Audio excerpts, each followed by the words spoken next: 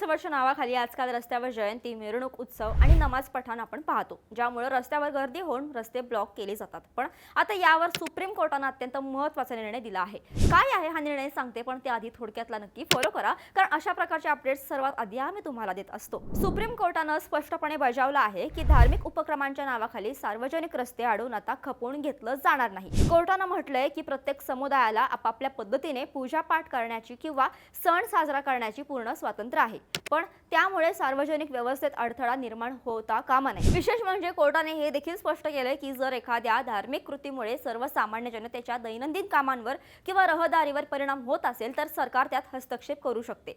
रस्ते हे लोकांच्या येण्या जाण्यासाठी असतात आणि कोणत्याही धर्माच्या नावाखाली ते ब्लॉक करणं हे स्वीकार्य नाही, असं महत्त्वपूर्ण निरीक्षण कोर्टाने नोंदवलं आहे। या निर्णयामुळे आता रस्त्यांवरील अतिक्रमणांना चाप बसण्याची शक्यता आहे। सुप्रीम कोर्टाच्या निर्णयाबद्दल तुम्हाला काय वाटतं आणि तुमच्याही परिसरात अशा गोष्टी घडत असतात का? तर आम्हाला कमेंट्समध्ये नक्की सांगा आणि अशाच घडामोडींसाठी थोडक्यातला फॉलो आणि सबस्क्राइब करायला विसरू नका। बातमी म्हणजे थोडक्यात।